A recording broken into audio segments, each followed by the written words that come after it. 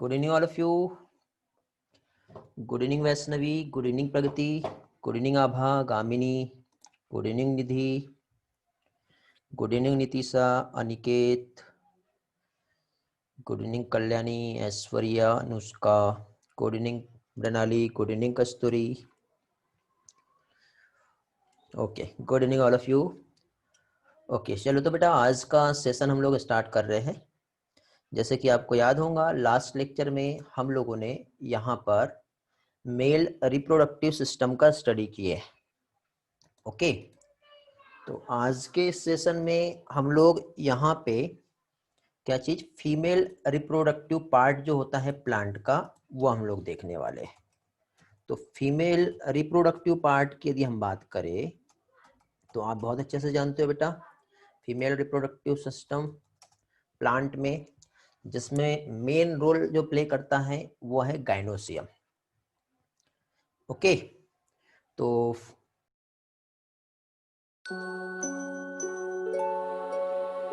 The development of male gametophytes and pollen formation starts in the flower's anthers in one of 4 microsporangia, or pollen sacs. Each pollen sac holds numerous diploid microsporocytes,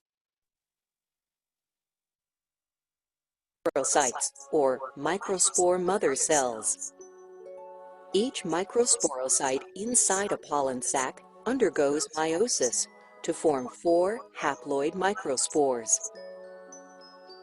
And after the microspores undergo mitosis, they form pollen grains, which are the 2-celled male gametophytes. Each pollen grain consists of 1 generative cell and 1 tube cell, surrounded by a tough outer wall. In most flowering plants, the pollen is retained on the anther and released onto pollinating organisms such as bees. The outer walls of pollen grains are very distinctive and are often covered with rough projections that help them attach to the flower's stigma. Video का audio आ रहा है बेटा? Male reproductive system हम देख रहे थे तो किस तरह से एक्चुअली पॉलन ग्रेन्स का फॉर्मेशन हुआ वो अभी क्या करते हैं। ओके, चलो कंटिन्यू करते हैं।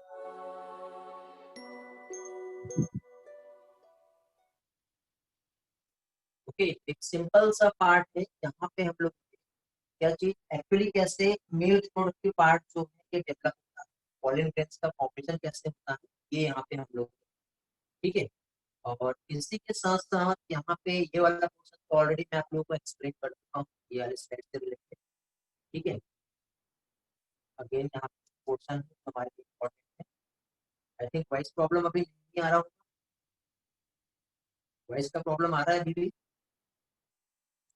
तो आज के सेशन में बेटा हम लोगों को यहाँ पे जो स्टार्ट करना है वो है फीमेल रिप्रोडक्टिव सिस्टम। ओके, और फीमेल रिप्रोडक्टिव सिस्टम जो है वो किसमें हम देख रहे हैं बेटा? हम लोग जो देख रहे हैं वो हम देख रहे हैं एंजियोस्पर्म प्लांट में। किसमें हम देख रहे हैं? Angiosperm plant. एंजियोस्पर्म प्लांट जो है जिसमें फीमेल रिप्रोडक्टिव सिस्टम जो हम स्टडी कर रहे हैं, तो आप बहुत अच्छे से जानते हो बेटा फीमेल रिप्रोडक्टिव पार्ट यदि हम प्लांट के लिए देखें तो प्लांट में फीमेल रिप्रोडक्टिव पार्ट जो होता है वो होता है गाइनोसियम। ओके, अब गाइनोसियम की यदि हम बात करें यहाँ पर तो गाइनोसियम जो है इसका एक सिंगल यूनिट यदि हम देखें तो सिंगल यूनिट को क्या कहते हैं? कार्पल। ओके, क्या कहते हैं? कार्पल। इसी के लिए को टर्म यूज होता है, इसे कहते हैं क्या चीज? पिस्टिल, ठीक है। और साथ ही साथ इसे मेगा स्पोरोफिल भी कहते हैं। ओके, तो तीनों भी टर्म सेम है, कंफ्यूज नहीं होना है। अब फीमेल रिप्रोडक्टिव पार्ट की यदि हम बात करें तो देखो ये प्लांट है, ये प्लांट की लीफ हो गई। लीफ के साथ ही साथ अब इस प्लांट में यदि हम देखें तो इस तरह से प्लांट में ये फ्लावर हो गया। इस फ्लावर में प्लांट में यदि हम देखें तो इधर तो इस तरह से मेल रिप्रोडक्टिव पार्ट हम लोगों ने जो ऑलरेडी लास्ट लेक्चर में स्टडी किए हैं, और यहाँ पे इस तरह से एक स्ट्रक्चर होता है जो क्या कहलाता है? गाइनोसियम। गाइनोसियम का एक सिंगल यूनिट कार्पल पिस्टिल या मेगास्पोरोफिल्स ये होता है, समझ गए। तो अभी देखिए ये जो गाइनोसियम है इसकी दो कंडीशन हो सकती है एक प्लांट के लिए, ठीक है। तो गाइनोसियम का यहाँ पे जो कंडीशंस जो फॉर्म होगा, गाइनोसियम या तो प्लांट में सिंगल हो सकता है, ठीक है, कार्पल्स, कार्पल्स बोलेंगे हम, गाइनोसियम नहीं, गाइनोसियम में जो कार्पल्स हो सकता है एक सिंगल कार्पल हो सकता है, या फिर मोर देन वन कार्पल भी हो सकता है। तो सिंगल कार्पल यदि प्रेजेंट रहा तो इसके लिए जो टर्म यूज होता है ये कहलाता है मोनोकार्पलरी कंडीशन। क्या कहलाएगा ये? Monocarpellary condition. अब ये जो मोनोकार्पलरी कंडीशन की यदि हम बात करें तो ऐसे कौन से प्लांट हैं जहां पे मोनोकार्पल कंडीशन प्रेजेंट होती है, ठीक है। तो मोनोकार्पलरी कंडीशंस जो है, जैसे कि मेज का प्लांट जो होता है, या फिर हम राइस के प्लांट की हम बात करें तो मेज और राइस का प्लांट जो है यहां पे मोनोकार्पलरी कंडीशन देखने को मिलेगी। ओके। अब कुछ प्लांट ऐसे होते हैं जिसमें more than one carpel present होते हैं। तो जब कार्पल्स एक से ज्यादा जब प्रेजेंट होंगे तो यहाँ पे दो कंडीशन बनती है। अब देखो जैसे कि फॉर एग्जांपल ये मेरे मार्कर है, तो यहाँ पे एक कार्पल तो मोनोकार्पलरी, जब इतने सारे कार्पल होंगे तो ये क्या हो जाएगा? पॉलीकार्पस कंडीशन। अब पॉली में देखो ये सारे कार्पल्स ऐसे अलग अलग दिख रहे हैं आपको, तो ये फ्री फॉर्म में है, और ऐसे जोड़ दिए तो क्या हो गया? ये हो गया फ्यूज फॉर्म में। तो कार्पल्स में यहाँ पे जो कंडीशन होंगी ये दो टाइप की हो सकती है। कार्पल्स या तो फ्यूज होगा, या फिर कार्पल्स यही जो है ये कैसे होगा? फ्री होगा। समझ में आ गया? क्या देख रहे हैं हम? More than one carpels. तो more than one carpel condition polycarpellary condition कहलाती है।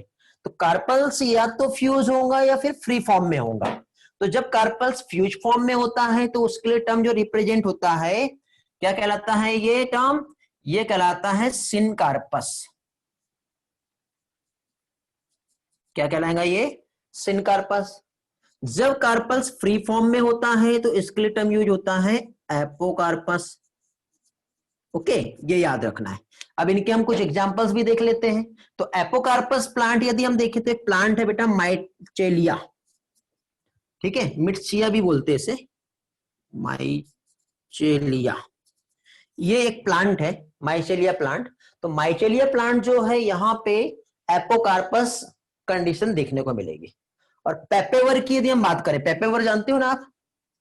पेपेवर सोमनीफेरम, ब्लैक पेपर को कहते हैं, काली मिर्च जो होती है ना उसे ब्लैक पेपर कहते हैं।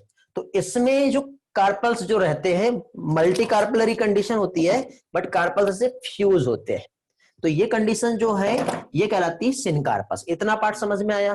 देखिए बेटा अभी मैं थोड़ा सा कुछ स्टूडेंट से कंटिन्यू बात करते रहता हूँ, ठीक है, और आप लोगों के भी फोन आते हैं। तो देखिए आपको कभी भी ऐसा कुछ लगता है कि मैं यहाँ पे जो टीच कर रहा हूँ, समझ गए, तो टीच में आपको कुछ ऐसा लगता है जो मेरे इनकरेजमेंट के लिए रहे, मोटिवेट करे, तो आप पॉजिटिव कमेंट कर सकते हो। और आपको कुछ ऐसा लगता है कि नहीं सर यहाँ पे ना हमें ऐसा लगता है कि कुछ तो भी इम्प्लीमेंटेशन या मॉडिफिकेशन होना चाहिए, तो आप एक फीडबैक दीजिए। पर्सनल आप मैसेज कर सकते हो, कॉल कर सकते हो, क्योंकि बेटा ये सारी मेहनत सिर्फ और सिर्फ आप लोगों के लिए ही है, ठीक है। तो अब बेटा जैसे यहाँ पे मैं पढ़ा रहा हूँ, तो अब ये जो सारी चीजें टीचिंग जो हो रही है, तो इसमें पहली चीज तो आप लोगों को पीडीएफ नोट्स नहीं मिल रहे, क्योंकि इसके पीडीएफ में कैसे बनाऊंगा आप भी समझ सकते हो, ठीक है। अब आप बोलोगे कि सर इसका रिटर्न नोट्स दो, तो रिटर्न नोट्स तो बेटा एनसीईआरटी को ही मैं थोड़ा सा अच्छी तरह से पढ़ा रहा हूँ, इसका ऐसा नोट्स मेरे पास ऑलरेडी बने हुए नहीं है, ठीक है। तो अब यहाँ पे जो डेटा मैं आप लोगों को जो प्रोवाइड कर रहा हूँ, तो इसमें ये हो सकता है कि जब मैंने इतना पार्ट पढ़ा दिया तो मैं थोड़ा सा जगह थोड़ा पीछे हूँ, ये तो आप खुद से स्क्रीनशॉट ले लो, समझ गए, या फिर स्क्रीनशॉट के बाद उस पार्ट को रिवाइज करने के लिए कहो, क्योंकि जितना पार्ट मैंने बोर्ड पे लिखा वो तो आप लोगों को स्क्रीनशॉट में मिल गया, बट कुछ पार्ट ऐसा हो सकता है जो मैंने बोर्ड पे नहीं लिखा हूं। तो हर किसी की हैबिट नहीं रहती कि जल्दी जल्दी वो लिख पाए, क्योंकि लिखने में ध्यान रहेगा तो मेरे कंसेप्ट आप सुन नहीं पाओगे। तो पहले एक बार कंसेप्ट क्लियर कर लो, कंसेप्ट क्लियर होने के बाद इमीडिएटली जल्दी से स्क्रीनशॉट ले लो, रेडी रहो बेटा, एक्टिव मोड पे रहना पड़ेगा यदि आपको अच्छी तरह से पढ़ना है तो, समझ गए। और उसके बाद फिर मुझे आप पूछ लो कि सर पर्टिकुलर पार्ट में जो मीनिंग बताया तो एक बार आप रिवाइज कर दो। तो जब मैं रिवाइज करूंगा ना तो अब उसके जो की कंसेप्ट जो रहते हैं ना वो नोट कर लो। तो फाइनली जब आप बाद में जब रिवाइज करोगे तो आपको वो चीज याद रहेंगी कि कौन से टाइम पे मैंने क्या चीज बताया हूँ, ठीक है। समझ में आ गया बेटा? क्लियर हुआ? देखो ऑब्वियसली वीडियो जो है प्रोवाइड नहीं कर सकता मैं आप लोगों को, ठीक है, रेस्ट्रिक्शन दिया हुआ है, तो उसके लिए बेटर यही है कि आप अभी किसी अभी क्लियर कर लो, समझ गए। बाकी वीडियो तो ऑफिशियली आपको मिल ही जाएंगे, ऐसा नहीं है, बट आपको ऐसा पब्लिकली नहीं मिलेगा अभी वीडियो, ठीक है। परमिशन लेनी होगी, परमिशन के साथ आपको सारा डेटा मिलेगा, ऐसा नहीं है कि नहीं देना ही है, ऐसा नहीं है बेटा, मिलेगा आपको, लेकिन वही थोड़े से रूल्स और रेगुलेशंस आपको फॉलो करने पड़ेंगे। समझ में आ गया? हाँ, स्क्रीनशॉट ले लो बेटा, ये पार्ट रिवाइज करा दे रहा हूं मैं, जस्ट वेट।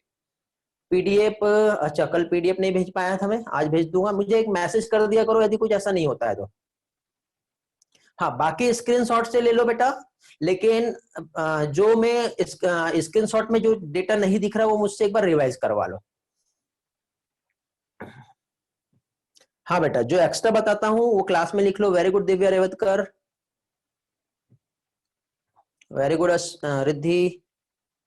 हाँ, एपोकार्पस और सिनकार्पस रिपीट कर दे रहा हूँ बेटा मैं, जस्ट वेट। हाँ, सारा पार्ट एक बार रिवाइज करवा दे रहा हूँ मैं। यहाँ पे फीमेल रिप्रोडक्टिव सिस्टम हम देख रहे हैं। फीमेल रिप्रोडक्टिव सिस्टम में गाइनोस्टियम जो होता है बेटा, फीमेल रिप्रोडक्टिव पार्ट होता है। अब ये जो गाइनोस्टियम है, इसमें कार्पल्स, पिस्टिल्स और मेगास्पोरोफिल्स भी इसे कहते हैं।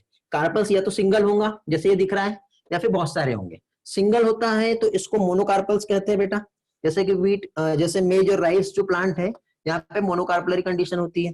मोर देन वन कार्पल जब प्रेजेंट होंगे तो वो मल्टी कार्पलरी कंडीशन कहलाएंगी या पॉलीकार्पलरी कंडीशन। बट इसमें दो तरीके होते हैं, या तो कार्पल्स फ्यूज रहेंगे, फ्यूज रहेंगे तो उसको क्या कहते हैं, सिनकार्पस। जैसे पेपेवर सोमनीफेरम जो होता है उसमें सिनकार्पस कंडीशन होती है। जब फ्री फॉर्म में से अलग अलग जब रहेंगे तो ये कहलाती है एपोकार्पस कंडीशन। माइसेलिया जो प्लांट है बेटा, इसमें जो कंडीशन होती है वो कैसी होती है, एपोकार्पस कंडीशन होती है। इतना समझ में आ गया? चलो आगे बढ़ते हैं। अभी ब्लैक पेपर मींस काली मिर्च को कहते हैं बेटा, साइंटिफिक नेम है इसका।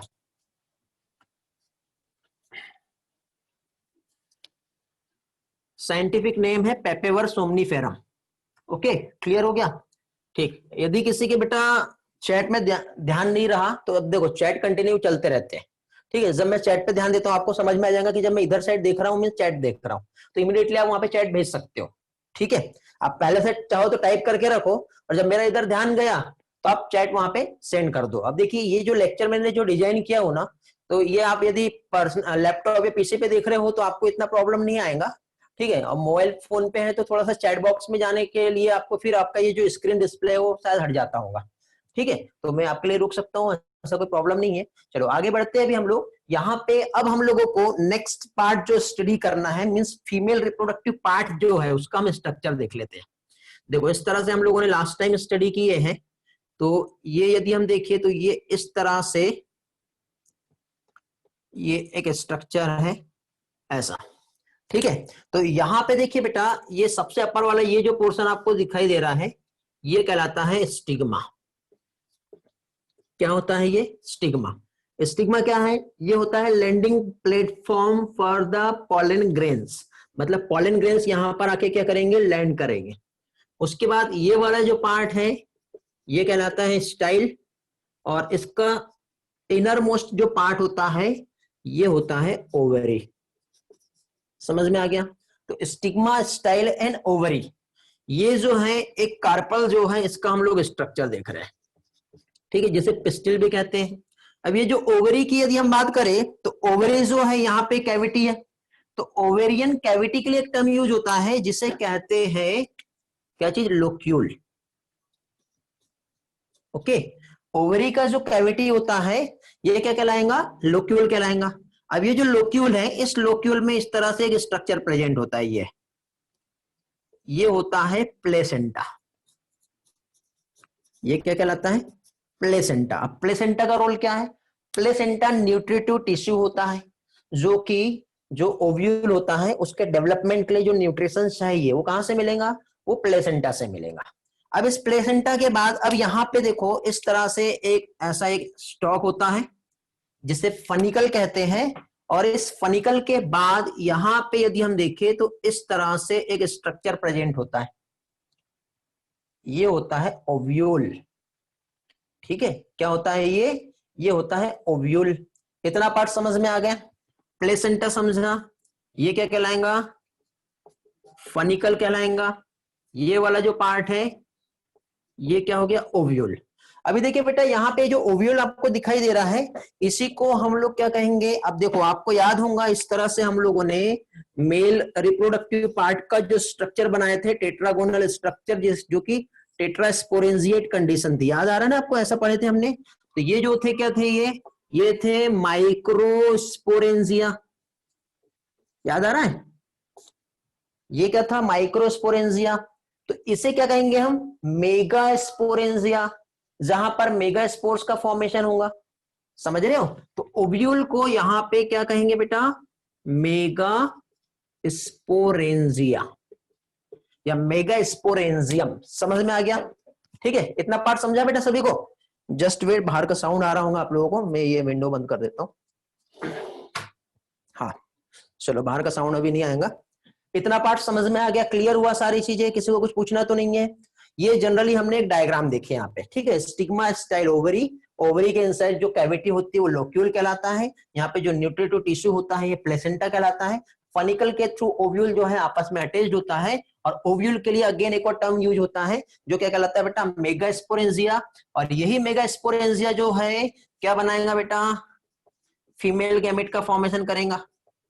समझ गए? Very good. मेगास्पोर का फॉर्मेशन होगा, वो आगे चल के फीमेल गैमेट्स को बनाएगा। तो ये हो गया क्या चीज? कार्पल्स जो है इसका हम लोगों ने एक जनरल सा ओवरव्यू देखे।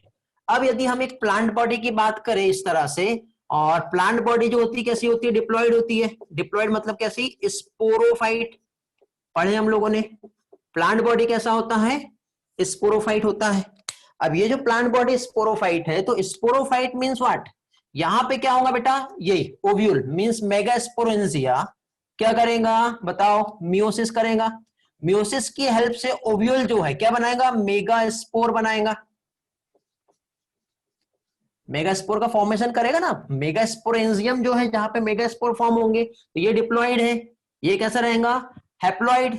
तो अब ये जो मेगास्पोर जो है ये आगे क्या करेगा बताओ? ये आगे माइटोसिस करेगा। क्या होगा यहां पर? यहां पर होगा माइटोसिस। ये क्या है? मियोसिस है। अब क्या होगा यहाँ पे? माइटोसिस। माइटोसिस करने के बाद यहां पे क्या फॉर्म होगा? गैमिटोफाइट। और गैमिटोफाइट जो बनेगा वो क्या करेगा बेटा? फीमेल गैमेट्स का प्रोडक्शन करेगा। ऐसे ही हम लोगों ने, आपको याद होगा, मेल रिप्रोडक्टिव पार्ट में देखे थे। यहां पे प्लांट बॉडी स्पोरोफाइट थी। स्पोरोफाइट मतलब ऐसी बॉडी जो स्पोर बना सकती है। तो ये प्लांट बॉडी, यहाँ पे हम लोग ओव्यूल देख रहे हैं। ओव्यूल या फिर हम क्या है? मेगास्पोरेंजिया। यहाँ पे हम लोगों ने क्या देखे थे? माइक्रोस्पोरेंजिया। दोनों में भी मियोसिस होगा जिससे स्पोर्स बनते हैं। मेल रहा तो माइक्रोस्पोर, और फीमेल रहा तो क्या कहेंगे? उसे मेगास्पोर कहेंगे। समझ में आ गया? क्लियर हुआ? फिर फाइनली उसके बाद माइटोसिस होकर गैमेटोफाइट बनता है। अब गैमेटोफाइट मेल में मेल गैमेटोफाइट बनेगा, फीमेल में फीमेल गैमेटोफाइट। बताओ मेल में मेल गैमेटोफाइट को क्या कहते हैं बेटा? प्लांट के लिए जल्दी से रिस्पॉन्स करो। मेल का मेल गैमेटोफाइट जो होता है वो क्या कहलाता है? और साथ ही साथ फीमेल गैमेटोफाइट जो बनेगा वो क्या कहलाएगा? Very good. ईश्वरी का सबसे पहले आंसर आया है, कलश का आंसर आया है बेटा। माइक्रोस्पोरोफिल नहीं होता है। वेरी गुड कलश, अगेन सेकंड आंसर भी आ गया है। रिद्धि, मेगा स्पोरोसाइट बेटा एक सेल हो जाएगी।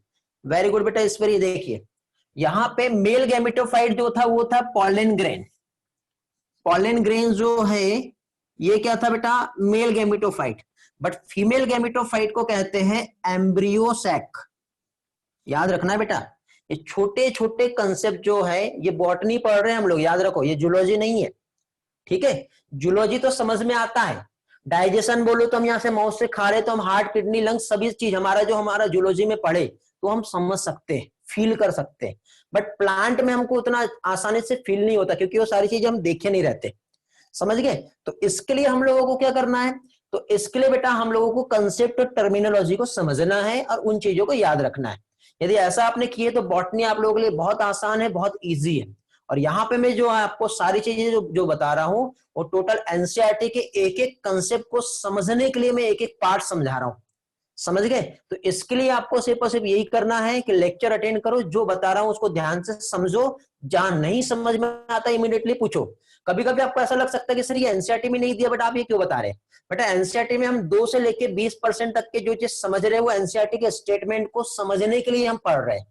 समझे? क्योंकि बस फाइनली देखिए 90 और 10% का जो रेशियो आपके एग्जाम में आएगा ये गारंटी है बेटा। आप लोगों के टाइम पे। तो जो 10% है वो कहां से आएगा, वो यहीं से आएगा। यदि आपको ये बात झूठ लगती है तो आपका जब क्लास स्टार्ट हुआ तो उस टाइम पे मैंने आपसे एक ही बात कहा था, बेटा 100% एनसीईआरटी पे फोकस करना, और सेकंड में क्लास लेक्चर में और क्लास नोट्स में जितना भी पढ़ाया उतना पढ़ना, उसके बाहर कहीं जाने की जरूरत नहीं है। 2020 का आप रिजल्ट देख लो, क्वेश्चन पेपर उठा के देख लो, ठीक है। अभी भी मैं आपको ये कह रहा हूं कि आप 100% एनसीईआरटी फोकस करो। इसके अलावा देखो आपको अलग अलग बुक पढ़ के मेहनत नहीं करना है। जितना डेटा और जो एक्स्ट्रा इन्फॉर्मेशन मैंने क्लास में दे दिया उतना सफिशियंट, आपको बाहर जाने की जरूरत नहीं है। ये गारंटी है। आज की रिकॉर्डिंग चालू है, लेक्चर आप रखना संभाल के, ठीक है। और जब आपका एग्जाम होगा ना उस दिन आपको समझ में आ जाएगा कि सर एनसीईआरटी के अलावा आपने जो पढ़ा है और उन सबको मिला के यदि पेपर देखे तो रियलिटी बेटा आपको ऐसा ही मिलेगा, ठीक है। मींस यहाँ पे अब ±5% जो कम ज्यादा हो सकता है बेटा, ठीक है। 10 से लेके 5% के आसपास आप थोड़ा सा चेंजेस हो सकता है। ऐसा नहीं कि मैं 100% ही आपको श्योरिटी दे रहा है ये बताया तो यही आएगा, इतना कोई भी नहीं दे सकता। लेकिन जो बता रहा हूं रियल में आपको ये सारी चीजें ऐसे मिलेगी। ओके चलो तो आगे बढ़ते हैं बेटा। वीडियो पॉज हो रहा है क्या, देखो सही तो चल रहा है बेटा। जानवी आपके पास शायद प्रॉब्लम होगा, चलो स्क्रीनशॉट ले लिए, चलो आगे बढ़े।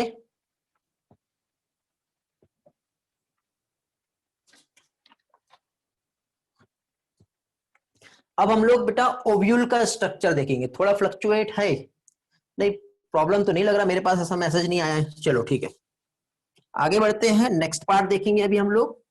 यहां पे इसके बाद बेटा हम लोग ये वाला डायग्राम का भी नीड है, इसको हम ऐसे ही रखेंगे। अभी हम लोग क्या करेंगे बेटा, ये वाला जो आपको डायग्राम जो दिखाई दे रहा है, जो ये ओव्यूल वाला है, ये अंदर ओवरी का पार्ट, इसको हम समझेंगे अभी। ओके तो अभी देखिए बेटा एक ओव्यूल का यदि हम स्ट्रक्चर देखें तो ओव्यूल जो है एक्चुअली ये कुछ इस तरह से रहेगा। अब इसका जो आउटर कवरिंग है, क्योंकि ओव्यूल जो है सराउंडेड कुछ ना कुछ ऐसा उसमें कवर प्रेजेंट होता है, तो इस तरह से ओव्यूल का ये जो रहेगा, ये क्या रहेगा, ये कवरिंग रहेंगे। ये कवरिंग के बाद ये वाला पोर्शन एक, फिर इसके बाद इस तरह से एक ये वाला स्ट्रक्चर, और फिर ये, ठीक है। तो ओव्यूल को आप देखोगे तो कुछ इस तरह से यहाँ पे स्ट्रक्चर दिखाई देता है, ठीक है। अब इनसाइड में यहाँ पे स्पेशल टाइप की सेल्स होती है। ओके अब ये जो डायग्राम है इसको समझ लो कहां कहां पे क्या क्या है। अंदर साइड ये जो ओव्यूल का ये जो मेन पार्ट है ये न्यूसेलस कहलाता है। क्या कहलाएगा ये, न्यूसेलस। अब न्यूसेलस की यदि हम बात करें बेटा तो न्यूसेलस में कुछ चेंजेस होंगे उसके एक सेल्स में।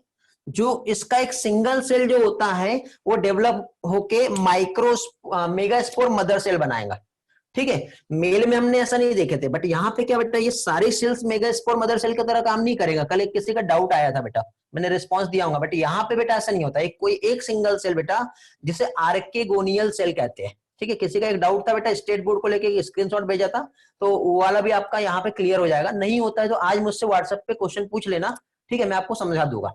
तो अब देखिए ये हो गया न्यूसेलस। न्यूसेलस की जो आउटर कवरिंग जो होती है ये कहलाता है इंटेग्यूमेंट। ये जो है ये वाला जो पोर्शन है ये क्या कहलाता है, इंटेग्यूमेंट। अभी हम लोग यहाँ पे जनरल से जो फीमेल रिप्रोडक्टिव सिस्टम है उसका एक ओवरव्यू ले रहा हूं मैं। ये होने के बाद बेटा ये जो ओव्यूल है इसका डेवलपमेंट कैसे होता है और कैसे मेल गैमेटोफाइट का डेवलपमेंट होगा वो हम समझेंगे, ठीक है। तो स्टेप बाय स्टेप चलेंगे। आपका जो एनसीईआरटी का एक पैराग्राफ है ना, उस एक पैराग्राफ को मैं 3 स्टेप्स में समझाऊंगा, वही चीज बताऊंगा मैं, ठीक है। और ये होने के बाद बेटा एनसीईआरटी का एक भी लाइन ऐसा नहीं होगा जो आपको ना समझे, और क्वेश्चन यदि बाहर से भी ट्विस्ट करके पूछेंगे तो वो भी आपका क्लियर हो जाएंगे। समझ में आ गया। तो एक न्यूसेलस हमने समझ ली है। न्यूसेलस के बाद क्या आता है बेटा, इंटेग्यूमेंट आता है। इंटेग्यूमेंट जो है ये इसकी आउटर कवरिंग होती है, ठीक है। फिर इसके बाद देखिए ये वाला जो पार्ट है जो स्टॉक होता है, ये यही मैंने बता दिया क्या कहलाता है, ये फनिकल। फनिकल क्या कर रहा है बेटा, प्लेसेंटा और ओव्यूल दोनों को आपस में जोड़ के रख रहा है।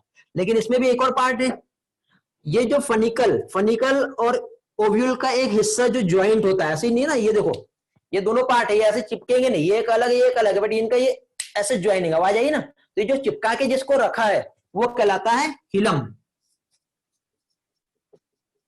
हिलम या हाइलम कहते हैं। ये एक ज्वाइंट, एक अटैचमेंट जिससे ओव्यूल और फनिकल आपस में एक दूसरे को जोड़ के रखते हैं। और ये तो आप जानते ही हो, ये क्या हो गया, प्लेसेंटा। अब देखिए इसके बाद देखिए यहां पे आपको एक चीज दिख रहा है, कि ये जो इंटेग्यूमेंट है ऐसा कंप्लीट क्लोज नहीं है। ये इंटेग्यूमेंट आप देखोगे तो इधर साइड छोटे से ओपनिंग्स दिखाई देती है। तो ये वाला जो रीजन है ये माइक्रोपिलर रीजन कहलाता है, माइक्रोपाइल एरिया कहलाता है। और ये जो माइक्रोपाइल एरिया इसके जस्ट अपोजिट वाला जो होगा ये कहलाता है चला जा। कहां चला जा पता नहीं, लेकिन चला जा कलेजा जो बोलना है उसको आप बोल सकते हैं। कुछ लोग कलेजा रिप्रेजेंट करते हैं, प्रोनाउंस करते हैं, चलेजा भी रिप्रेजेंट करते हैं, ठीक है। तो अभी यहाँ पे ये एक ओव्यूल जो है इसका हम लोगों ने एक स्ट्रक्चर देखे। ये फाइनली क्या है बेटा, ये हमारी ओवरी है इस तरह से, ठीक है। ये स्टिग्मा, स्टाइल और ये ओवरी, उसके अंदर का हम लोगों ने स्ट्रक्चर देखे। यही वाले पार्ट को हमने यहाँ पे समझे। तो इनसाइड में जो ओव्यूल है उसका स्ट्रक्चर कैसे होता है ये हमने देखे। अब आपके एनसीईआरटी में यही वाला पार्ट किस तरह से बना हुआ है वो हम देखते हैं। किसी को स्क्रीनशॉट लेना तो जल्दी से लो। चला जा रिपीट करना है, ठीक है, रिपीट कर रहा हूँ। न्यूक्लियस से फिर से बताना है कलश को। न्यूक्लियस मतलब क्या होता है, एक स्पेशल टाइप की सेल्स होती है बेटा। ओव्यूल का जो मेन सेल जो होता है न्यूट्रिटिव सेल होती है जो न्यूक्लियस कहलाता है। फनिकल के अपोजिट साइड में दिखाया है, हाँ बता रहा हूं बेटा, फनिकल के अपोजिट साइड जो एनसीईआरटी ने जो बताया है वो हम देख रहे हैं। ये आप पहले कंसेप्ट समझो, क्योंकि एनसीईआरटी के डायग्राम से समझोगे तो ऐसा टर्न करके बनाया हुआ है, समझ रहे हो कैसा है। देखो यहाँ पे हम लोगों ने क्या देखे बेटा, अब ये वाला डायग्राम का काम हो गया होगा, ठीक है, क्योंकि आपको समझ में आ गया ना कि ये वाला पोर्शन हम देख रहे हैं, ये ओव्यूल है। इस ओव्यूल का डायग्राम देख रहे हैं तो ओव्यूल का इनर मोस्ट जो लेयर होता है, मेन न्यूट्रिटिव लेयर्स जो होती है बेटा, वो न्यूसेलस कहलाती है। न्यूसेलस के बाद फिर नेक्स्ट बेटा इसकी जो कवरिंग जो होती है इसे इंटेग्यूमेंट कहते हैं। अब ये जो इंटेग्यूमेंट इस तरह से पकड़ के रखा है, लेकिन एक साइड छोटी सी माइनर सी ओपनिंग होती है जो माइक्रोपाइल कहलाता है। फिर उसके बाद ये जो ओव्यूल है, ओव्यूल आपस में अटैच्ड होगा तो किसके थ्रू बेटा, एक स्टॉक होता है जिसे फनिकल कहते हैं, इससे अटैच्ड होता है। लेकिन ये अटैचमेंट जो होता है तो ये जो ज्वाइंट जो होता है उसको क्या कहते हैं, हिलम कहते हैं। और ये हो गया प्लेसेंटा। तो माइक्रोपाइल रीजन इधर है, इसके जस्ट अपोजिट वाला जो रीजन होता है उसे चलाजा कहते हैं। सिर्फ इतना ही याद रखो, ज्यादा हमको कंफ्यूज नहीं होना है, सिंपल से टर्मिनोलॉजी समझो। स्टेप बाय स्टेप आगे चलेंगे तो आपका और भी एक एक पार्ट क्लियर होते जाएगा। दो एरिया दो रीजन है, सिर्फ इतना याद रखो, एक माइक्रोपिलर रीजन है और दूसरा चलेजल रीजन है। क्योंकि जब हम क्या अपना एम्ब्रियो सेक का जो डेवलपमेंट होता है ना, उसमें न्यूक्लियस जो डिवाइड होते हैं तो कैसे होते हैं, किस रीजन पे होते हैं, उसके लिए ये हेल्पफुल रहता है, ठीक है, वो हमें समझ में आएगा, ठीक है। हाँ, न्यूसेलस टेपेटम जैसा ही है। आगे बढ़ते हैं, ओके। अब देखो आपके एनसीईआरटी में ये जो डायग्राम बना है ये कैसे बना है वो हम देख लेते हैं। तो एनसीईआरटी में देखो ये आपका प्लेसेंटा है, प्लेसेंटा के बाद इस तरह से आपका ये जो है ये स्ट्रक्चर आ रहा है, क्या कहते हैं इसे, अपना भूल गया यार मैं, क्या बोलते हैं, स्टॉक जो है फनिकल। अब फनिकल के बाद देखो आपका ये जो डायग्राम है ये इस तरह से बनाया है, ये ओव्यूल। तो ये वाला जो रीजन हो जाएगा ये क्या हो गया, माइक्रोपाइल। मैंने क्या बताया बेटा, माइक्रोपाइल के जस्ट अपोजिट ये जो रहेगा ये क्या रहेगा, चलाजा रहेगा। अंदर ये न्यूक्लियस है और ये इंटेग्यूमेंट है, ये न्यूक्लियस है, ओके। ये जो है ये फनिकल है, ये क्या है, प्लेसेंटा है। और ये वाला जो ज्वाइंट है ये हाइलम कहलाएगा, वही पार्ट है बेटा। आप बोलोगे कि नहीं हाइलम पीछे होता है, ऐसा नहीं होता बेटा। हाइलम तो अटैचमेंट को कहते हैं ना। सिर्फ दो रीजन है, माइक्रोपाइल रीजन जहां पे माइनर सी ओपनिंग है और उसके बैक वाला पोर्शन वो चला जाता है, समझ गए। ऐसे एनसीईआरटी ने डायग्राम बनाया है। मैक्सिमम स्टूडेंट फिर कंफ्यूज हो जाते हैं क्या चीज है ये। अब ये एक्चुअली डायग्राम ऐसा नहीं है, जो ओव्यूल का जो अरेंजमेंट होता है एक स्ट्रेट लाइन में भी होता है, ऐसा टर्न भी ले लेता है, ऐसा अपोजिट भी हो जाता है। तो इसके अकॉर्डिंग यहाँ पे ओव्यूल्स के टाइप होते हैं। एनाट्रोपस ओव्यूल होता है, कैम्पाइलोट्रोपस ओव्यूल होता है, एम्फीट्रोपस ओव्यूल होते हैं, ऐसे टाइप्स होते हैं। वो हम लोग ओव्यूल्स के टाइप्स पढ़ेंगे इसके बाद, आगे चल के हम लोगों का आएगा बेटा वो, ठीक है। समझ में आ गया, जरूरी नहीं कि कोई वही अटैचमेंट हो गया। हाँ, हिलम जो है बेटा ये माइक्रोपाइल के साइड नहीं, माइक्रोपाइल अलग रीजन है। एक अटैचमेंट जो ओव्यूल और फनिकल आपस में अटैच करते हैं उसे कहते हैं हिलम, ठीक है। हाँ, नियर भी बता सकते हैं, बट हिलम का एक्चुअल डेफिनेशन क्या है इसको यहां बताओ, या फिर इसको ऐसा भी जोड़ देंगे आप, ऐसा जोड़ने के बाद यहाँ पे भी जोड़ देंगे, ऐसा बनाया होगा तो आपको ये लग रहा है कि माइक्रोपाइल के पास हिलम है, तो बेटा वो अरेंजमेंट है इस तरह से, ठीक है। एंड डिस्टिंग्विश कुछ नहीं करना है, माइनर से ओपनिंग जो है वो माइक्रोपाइल और उसके अपोजिट जो चला जा, सिर्फ दो ही चीज डिस्टिंग्विश होता है, बाकी कुछ भी नहीं। जिधर पोर होगा छोटा सा वो माइक्रोपाइल रीजन कहलाएगा। और किसी के कुछ डाउट, कल्याणी बेटा क्लियर हो गया। किसी भी साइड अटैच हो सकता है बेटा, उसी के अकॉर्डिंग उसके टाइप्स होते हैं। 1 मिनट में आपको ना एक स्लाइड से एक डायग्राम दिखा देता हूं, तब आपको क्लियर हो जाएगा कि मैं क्या बताना चाह रहा हूं। ओके, लेक्चर 4 का स्लाइड है ना हमारा। देखो यहाँ पे हम लोगों का जो है, अब ये सब पार्ट हम पढ़ने वाले हैं, ठीक है, ये सब स्लाइड में आपको बाद में डिस्कस करूंगा। ओव्यूल्स के टाइप्स, ये देखो बेटा, ये डायग्राम देखो, इसमें देखो एम्पीट्रोपस, कैंपाइलोट्रोपस, ठीक है, सर्सिनोट्रोपस, एनाट्रोपस, हेमीट्रोपस, ऑर्थोट्रोपस दिखाई दे रहे ना बेटा। तो इसमें आपको देखो वहां पे चलेजा दिख रहा है, माइक्रोपाइल दिख रहा है, ये सारे स्ट्रक्चर दिखाई दे रहे हैं। तो इसमें हमको सिर्फ और सिर्फ 2 ही चीज जो है याद रखना है। ये बेटा ये थोड़ा सा एडिशनल है, ये एनसीईआरटी के बियॉन्ड जाऊंगा मैं। ये माइक्रोपाइल ये चला जाए, यहाँ पे ये माइक्रोपाइल और ये चला जाए, आप हिलम कहां से पकड़ोगे, ये हिलम है बेटा, समझ गए, यहाँ पे ये हिलम है। अब एनसीईआरटी ने कुछ भी बना के दिया हो, आपको क्या याद रखना है, हिलम मतलब एक पॉइंट ऑफ अटैचमेंट जहां पे ओव्यूल और फनिकल आपस में एक दूसरे के साथ अटैच्ड होते हैं। तो ये ओव्यूल के टाइप है बेटा, समझ में आ गया, क्लियर हो गया ना। अभी आपके सारे डाउट क्लियर हो गए होंगे यहाँ पे जितने भी आ रहे थे। चलो आगे बढ़ते हैं। तो अब हम लोग यहाँ पे इसके बाद नेक्स्ट पोर्शन जो है हमारा मेन कंसेप्ट वो समझेंगे, ठीक है। मेन कंसेप्ट मींस मेगास्पोर और मोनोस्पोरिक डेवलपमेंट क्या होता है वो हम देखेंगे। मेगास्पोर एंड मोनोस्पोरिक डेवलपमेंट, 2 चीज देख रहे हैं। मेगास्पोर मींस क्या होता है बेटा, एक मेगास्पोरेंजियम है, उसके अंदर मेगास्पोर का फॉर्मेशन होगा। कैसे होगा, तो देखो यहाँ पे फॉर्मेशन जो होगा, तो इसमें हम लोगों ने अभी पढ़े, ये ओव्यूल है, ओव्यूल की ये कवरिंग है, इंटेग्यूमेंट है, बाकी सारा पार्ट बनाते रहना। इसके बाद मैंने आप लोगों को अगेन यहाँ पे एक और चीज बताया, ये न्यूक्लियस सेल्स है। अब ये जो सेल्स होता है, इस सेल्स में एक सेल जो होता है इसमें कुछ कन्फॉर्मेशनल चेंज होता है, और कन्फॉर्मेशनल चेंज ऐसा होगा कि यहाँ पे एक सिंगल सेल जो है वो क्या है, मेगास्पोर मदर सेल की तरह एक्ट करने लगेगा। जैसे ये वाला जो सेल है ना, और इस सेल का न्यूक्लियस, तो ये क्या है, मेगास्पोर मदर सेल की तरह काम करेगा। इसको एमएमसी कहते हैं बेटा, ठीक है, जो कि कैसी होती है, डिप्लॉयड होगा। इसमें क्या होगा, अभी मियोसिस होगा, मियोसिस होने के बाद क्या बनाएगा बेटा, ये मेगास्पोर बनाएगा, मेगास्पोर आगे डेवलप होगा, फिर क्या बनाएगा, ये फीमेल गैमेटोफाइट बनाता है। तो अब देखो यहाँ पे मेगास्पोर जो बनते हैं, आपको याद होगा हम लोगों ने कौन सा कलर नहीं लिया, ब्लैक कलर ले लेता हूं। आपको याद होगा हम लोगों ने यहाँ पे क्या चीज, माइक्रोस्पोर मदर सेल से जो माइक्रोस्पोर बताए थे, तो वहां पे 1 2 3 4 माइक्रोस्पोर बने थे। तो एज इट इज बेटा यहाँ पे भी मियोसिस होगा, तो 1 2 3 4 मेगा स्पोर बनेंगे। तो ये भी जो मेगा स्पोर जो फॉर्म हो रहा है वो कैसे बेटा, 4 मेगा स्पोर बन रहे हैं। लेकिन ये चारों में से बेटा 3 मेगा स्पोर जो होते हैं वो डीजनरेट हो जाते हैं। यहाँ पे ये 3 जो मेगा स्पोर है डीजनरेट हो जाते हैं, ओनली 1 मेगा स्पोर जो रहेगा यही फंक्शनल होता है। ओके, अब एक मेगा स्पोर फंक्शनल है जो आगे चल के फीमेल गैमेटोफाइट को बनाएगा, दैट इज क्या कहलाएगा वो, एम्ब्रियो सैक, और ये आगे चल के फीमेल गैमेट बनाता है, समझ गए। तो इस तरह से फीमेल गैमेट बनेगा। तो जब एक सिंगल मेगा स्पोर यहाँ पे डेवलपमेंट में इन्वॉल्व हो रहा है, तो इस टाइप का डेवलपमेंट मोनोस्पोरिक डेवलपमेंट कहलाता है, समझ में आया। और मेगा स्पोर का फॉर्मेशन जो हो रहा है, इस फिनोमिना को मेगा स्पोरोजेनेसिस कहेंगे।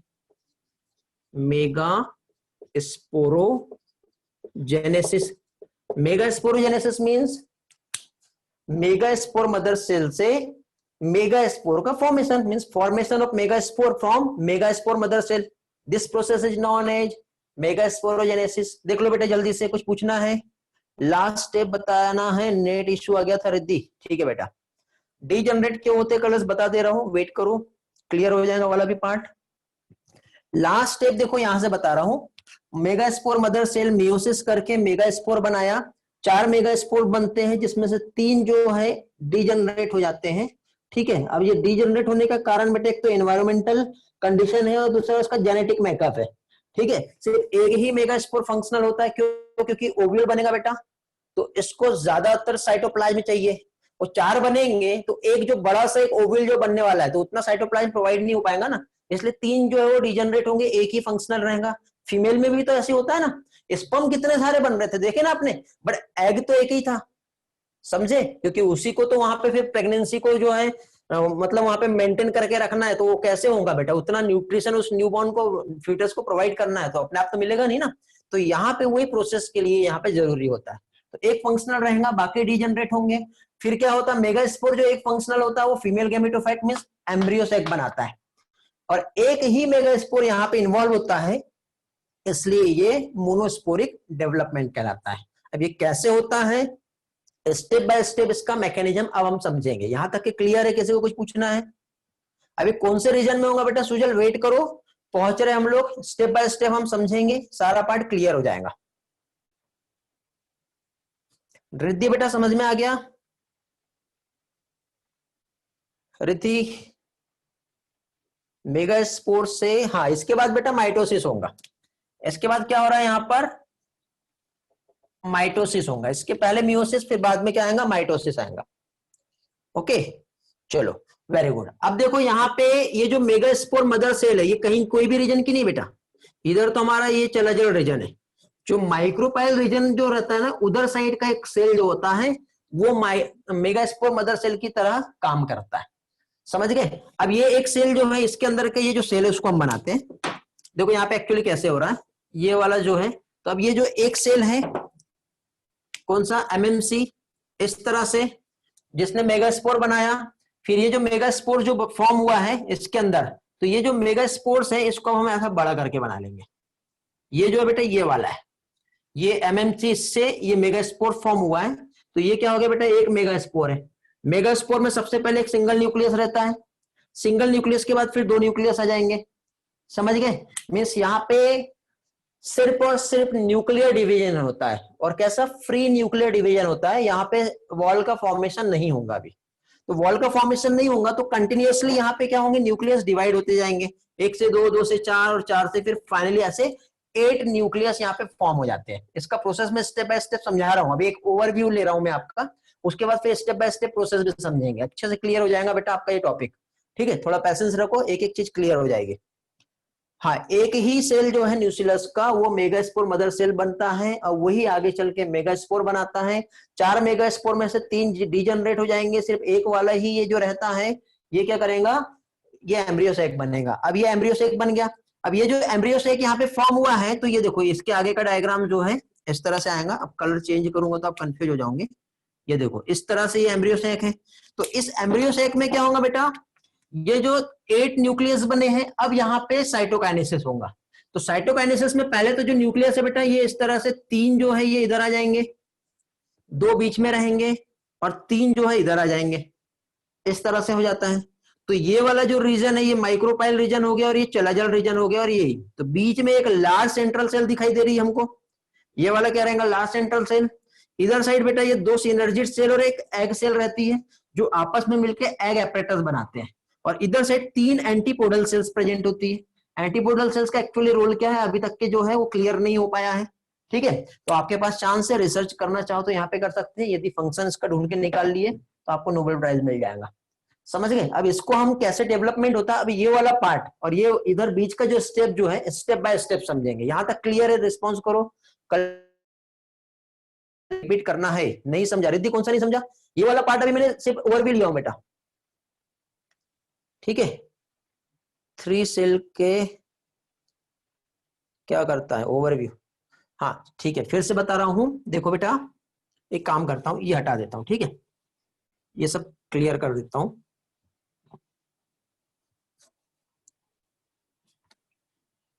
देखो यहां पे मैंने क्या बताया, ये जो है मेगास्पोरोजेनेसिस होगा। तो मेगास्पोरोजेनेसिस में ये एक सेल है, वो कौन सा रहेगा बेटा? Megaspore mother cell. अब ये मेगास्पोर मदर सेल, ये ऐसा न्यूसेलस है, इसमें ये एक जो सेल था मेगास्पोर मदर सेल से इस तरह से 1 2 3 4 क्या बन गए? मेगास्पोर, जो कैसे रहेंगे? हैप्लॉइड रहेंगे। हैप्लॉइड रहने के बाद अब मुझे बताओ, ये जो 3 है ये डीजनरेट हो गए। अब 3 डीजनरेट होने के बाद सिर्फ एक ही मेगास्पोर बचा जो फंक्शनल रहेगा। अब ये मेगास्पोर अब डेवलपमेंट करेगा, तो डेवलपमेंट करने के लिए सबसे पहले इसको क्या है? अपने एरिया को बढ़ाना पड़ेगा, वॉल्यूम को बढ़ाना पड़ेगा। तो इसने अपने अंदर के वॉल्यूम को इस तरह से बढ़ा लिया। कलर चेंज कर देता हूँ, इजीली समझेगा। ये बढ़ा लिया। बढ़ाने के बाद अब क्या हो रहा है? यहाँ पे सबसे पहले एक न्यूक्लियस था, न्यूक्लियर डिवीजन हुआ, एक से कितने न्यूक्लियस बने, 2, फिर उसके बाद फिर क्या होगा बेटा, अगेन न्यूक्लियस बनेंगे, कितने हो गए, 2 से 4, फिर अगेन न्यूक्लियस बनेंगे, कितने हो जाएंगे यहाँ पे, टोटल इस तरह से 8 न्यूक्लिएटेड कंडीशन हो गई। तो अभी यहाँ पे देखो 1 सेल बट 8 न्यूक्लियस, ये कंडीशन बनी। तो ये था फ्री न्यूक्लियर डिवीजन। अब इस फ्री न्यूक्लियर डिवीजन के बाद अब यहाँ पे क्या होगा बेटा, साइटोकाइनेसिस होगा। साइटोकाइनेसिस में अब वॉल का फॉर्मेशन होगा। तो ये जो वॉल का फॉर्मेशन यहाँ पे हो रहा है, यही वाला डायग्राम मैं इसको इस तरह से बना रहा हूं, समझ गए। तो ये जो 8 न्यूक्लियस है आपस में इसका अरेंजमेंट होगा, जिसमें से 1 2 3 न्यूक्लियस इधर चले गए, 2 न्यूक्लियस यहाँ पे आएंगे और 3 न्यूक्लियस यहाँ पे रहेंगे। अब इनके बीच में क्या हो रहा है, वॉल का फॉर्मेशन हो रहा है। रेड कलर किधर गया मेरा, हाँ समझ में आ गया। तो अब वॉल का फॉर्मेशन होगा तो देखो एक सेल का इधर बना, एक सेल ये बनी और एक सेल ये बनी, तो इस तरह से 3 सेल बन गई। यहां पे एक सेल बनेगा, एक सेल बनेगा, एक सेल बनेगा। अब देखो 1 2 3 4 5 6 और एक ये बड़ा सा सेल, टोटल कितने सेल बने बेटा, अभी यहाँ पे 7 सेल्स बन गई। और न्यूक्लियस कितने हैं, 1 2 3 4 5 6 7 8, कितने न्यूक्लियस है अभी यहाँ पर, 8 न्यूक्लियस। तो सिर्फ यहाँ पे अरेंजमेंट हुआ है यहाँ पर, समझे। अब ये जो अरेंजमेंट है, यदि इधर साइड का माइक्रोपाइल रीजन है और इधर का चला जाए, ये मैं थोड़ी देर के बाद पॉलीगोनम टाइप ऑफ डेवलपमेंट जब बताऊंगा ना, वहां पे समझेगा क्या होता है। तो इसमें हम लोगों ने जो यहाँ पे स्ट्रक्चर जो मैंने समझाया, तो इसमें देखो बेटा ये वाला जो है ये सेंट्रल सेल है। कौन सा, जो लार्ज जो सेल है इसको सेंट्रल सेल कहेंगे, समझे। अब माइक्रोपाइल रीजन और एक चैलेजल रीजन है, दोनों साइड का अलग अलग पार्ट है, ठीक है। क्लियर हुआ था बेटा, यहाँ पे किसी को कोई डाउट तो नहीं आ रहा।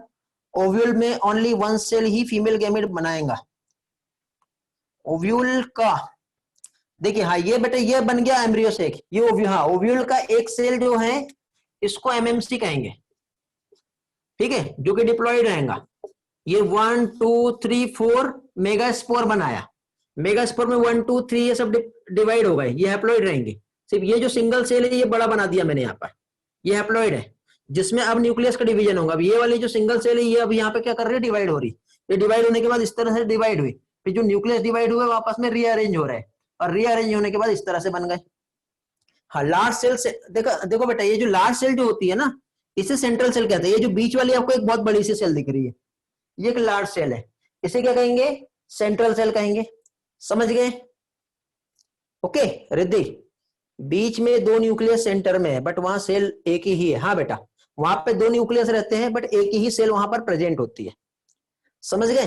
अब ये जो माइक्रोपिलर रीजन जो है बेटा, इसमें देखो क्या क्या दिख रहा है आपको, 1 2 3, तो इसमें एक बीच वाला जो सेल रहेगा ये वाला एग सेल रहता है, और इसके बाद आजू बाजू ये जो 2 सेल आपको दिखाई दे रही है ये कहलाती है सिनर्जिड सेल।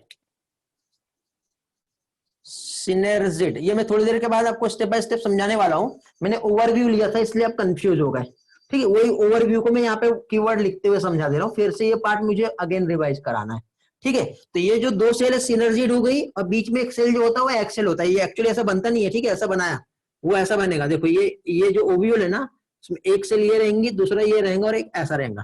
तो ये जो दोनों है सिनर्जिड है, और एग सेल जो रहती है यहाँ पर रहती है, ठीक है। यहाँ पे नहीं बनाया मैंने, एक्चुअली ये इस तरह से बनता है, समझ गए। फिर इसके बाद इधर साइड जो सेल्स जो रहती है ये कहलाती है एंटीपोडल सेल। इतना ओवरव्यू समझ में आ गया बेटा। यहां पे जो कंडीशन है सेल की क्या कहलाएंगे बेटा, सिनोसाइटिक, याद है, एक cell but multi nucleated condition जब रहती है तब वो क्या कहलाता है, सिनोसाइटिक कहलाता है, याद है आपको। लेकिन यही चीज हम मसल्स में ये टर्म यूज करेंगे तो सिंसाइटियम कहते हैं, याद है मायोलॉजी पढ़े थे हमने, सिंसाइटियम कंडीशन पढ़े थे। सिंगल सेल जब मल्टी न्यूक्लिएटेड होती है तो वो सिंसाइटियम होता है, बट प्लांट के लिए ये सिनोसाइटिक कहलाता है। चलो ऐसा कोई पर्सन जिसको इतना जो समझाया वो नहीं समझ में आया है, किसी के कोई डाउट है तो पूछ लो, नहीं होंगे तो आगे बढ़ते हैं, आगे का पोर्शन देखेंगे। बेटा एंडोस्पर्म पार्ट हम पहुंचने के हैं, हाँ वेरी गुड बेटा, वहां पे हम जाएंगे। अब मेगा स्पोरोजेनेसिस और मेगा गैमेटोजेनेसिस क्या होता है वो हम देखेंगे। सिनोसाइटिक मतलब single cell multi nucleated condition होती है वो। सिनर्जिड प्लस एग जो है बेटा एग एपरेटस कहलाता है, वो अभी थोड़ी देर के बाद देख रहे हैं हम लोग। न्यूक्लियस अरेंज होने के बाद साइटोकाइनेसिस हो रहा है बेटा, कल्याणी, ओके। और किसी के कोई डाउट है? नहीं है तो फाइनली आगे बढ़ते हैं। Coenocytic single cell multi nucleated condition को कहते हैं कलश। चलो आगे बढ़ रहे बेटा। अभी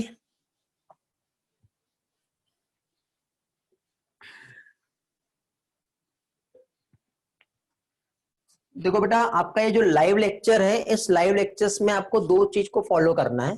पहले तो क्लास में जितना कंसेप्ट पढ़ाया उसको ध्यान से समझो। जब मैं पीछे होता हूं तो जल्दी से स्क्रीनशॉट ले लो। स्क्रीनशॉट लेने के बाद ये चीज याद रखना कि मैं जितना कीवर्ड जब पढ़ा रहा हूं ना, तो कीवर्ड जो लिख रहा हूं कौन से कीवर्ड में एक्स्ट्रा इन्फॉर्मेशन दिया मैंने, तो इमीडिएटली उस कीवर्ड को लिखो और उसका एक्स्ट्रा इन्फॉर्मेशन के 2-3 पॉइंट लिख लो। और आपको याद नहीं आ रहे तो फिर आप उसी टाइम पे मुझसे पूछ लो। तो जब तक के बाकी लोग पूछ रहे होते हैं तो कुछ लोगों को समझ आए वो चीज, तो वो जल्दी जल्दी नोट कर लो। तो इससे बेटा आपका रियल में बेटा आपके स्कोर ऑटोमेटिक बढ़ जाएंगे, क्योंकि जो इस तरह के रूल्स को फॉलो करेगा उसको रियल में बहुत बेनिफिट मिलता है। यदि आप इस गलत फहमी में रहेंगे कि हमको रिकॉर्डिंग मिल जाएंगी, तो फिर क्या होता है बेटा, हमारे इसमें ना वो लहजीपन आ जाता है। फिर जो डिसिप्लिन, जो एनर्जी जो चाहिए होती है ना, वो नहीं मिलता। तो जो होता है हमेशा याद रखना वो अच्छे के लिए ही होता है। ठीक है, तो ये हमारे लिए एक प्लस पॉइंट है जिससे हम एक्टिवली अच्छी तरह से पढ़ पाएंगे। और लाइव में पढ़ने, क्योंकि हम जब क्लास में पढ़ते तो हमें मालूम था ना कि ये फिर से नहीं मिलने वाला है। तो अभी भी आपको ऐसा मालूम रहेगा तो आप अभी 100% दोगे अपना, क्योंकि वही चीज बाद में दोगे तो डबल टाइम देना पड़ेगा। तो उससे अच्छा बेटर ये है कि आप अभी ही अपना 100% दे दो। समझ गए? चलो आगे बढ़ते हैं। नेक्स्ट पार्ट हम यहाँ पे देख रहे हैं। वेरी गुड बेटा मरनाली। तो अब यहाँ पे देखो, मेगा स्पोरोजेनेसिस और मेगा गैमेटोजेनेसिस क्या होता है, एक टर्म बता रहा हूं, वही जो थोड़ी देर पहले हमने देखे। मेगा स्पोरोजेनेसिस और साथ ही साथ मेगा गैमेटोजेनेसिस। मैं एक ही चीज को अलग अलग तरीके से इसलिए बता रहा हूं क्योंकि एग्जाम में क्वेश्चंस आपको कैसे भी ट्विस्ट करके पूछ ले तो आपको मालूम होना चाहिए। मेगा स्पोरोजेनेसिस मींस क्या? पहले तो मेगा स्पोर मदर सेल, वही चीज है बेटा। मेगा स्पोर मदर सेल क्या किया इसने? मियोसिस किया। मियोसिस करने के बाद क्या बनाया इसने? मेगा स्पोर्स बनाया। तो ये क्या था? डिप्लॉइड था। प्लॉइड लेवल इसका कैसा रहेगा? डिप्लॉइड रहेगा। अब ये जो डिप्लॉइड है तो इसके बाद क्या होगा? यहाँ पे मेगा स्पोर बनेंगे। अब मेगा स्पोर जो रहेंगे वो कैसे रहेंगे? हैप्लॉइड रहेंगे। अब यहाँ पे माइटोसिस होगा, जिसकी वजह से यहाँ पे क्या बन रहा है? एम्ब्रियोसेक बन रहा है। एम्ब्रियोसेक जो है ये किस चीज को रिप्रेजेंट करता है? फीमेल गैमेटोफाइट को। किसे? Female gametophyte. ठीक है, जो आगे चल के फीमेल गैमेट्स को बना रहा है। तो यहां पर भी क्या होगा? माइटोसिस होगा। समझ गए? इसको बॉक्स बना देता हूं तो आपको अलग से समझेगा। तो यहां से लेके यहां तक के का प्रोसेस, मेगास्पोर मदर सेल से मेगास्पोर का फॉर्मेशन क्या कहलाएगा बताओ? मेगास्पोरोजेनेसिस। फिर फाइनली क्या चीज? मेगास्पोर से कहां पहुंच गए हम लोग? ये फीमेल गैमेट का फॉर्मेशन क्या कहलाएगा बेटा? Mega gametogenesis. याद है ना, माइक्रो गैमेटोजेनेसिस पढ़े थे हम लोगों ने। तो एज इट इज सेम ऐसे आता है। तो मेगा स्पोरोजेनेसिस और मेगा गैमेटोजेनेसिस कौन से स्टेप से कहां तक के का आता है वो मालूम होना चाहिए। समझ गए? गैमेटोफाइट और गैमेट में कंफ्यूजन हो रहा है। गैमेटोफाइट बेटा एक ऐसा बॉडी जो गैमेट बना सकता है। जैसे कि यहाँ पे ये जो है ये एमएमसी, मतलब देखो ये एक प्लांट बॉडी है। प्लांट बॉडी जो होती है कैसी होती है? स्पोरोफाइट होती है। और स्पोरोफाइट कैसा होता है बेटा? डिप्लॉइड होता है। तो स्पोरोफाइट मतलब spore producing body. Spore producing body. तो स्पोर प्रोड्यूसिंग बॉडी को हम लोग स्पोरोफाइट कहते हैं। ऐसे गैमेट प्रोड्यूसिंग जो बॉडी होती है उसे गैमेटोफाइट कहते हैं। तो प्लांट में हम लोग मेल गैमेट प्रोड्यूसिंग बॉडी किसे कहते हैं? पॉलन सैक को कहते हैं। और फीमेल में फीमेल गैमेटोफाइटिक बॉडी किसे कहते हैं? एम्ब्रियो सैक, जो फीमेल गैमेट का प्रोडक्शन कर रहा है, मतलब एग जो है जिसे ऊस्पोर कहते हैं। समझे? तो इस तरह से समझा बेटा? रिद्धि, रिद्धि और गौरव, दुष्यंत। हाँ, फीमेल गैमेटोफाइट में एम्ब्रियो सैक फीमेल गैमेट बनाता है जो कि एग है। Very good Dushyant. Okay, clear हुआ? आगे बढ़े? अभी किसी को कुछ पूछना है अभी इसमें?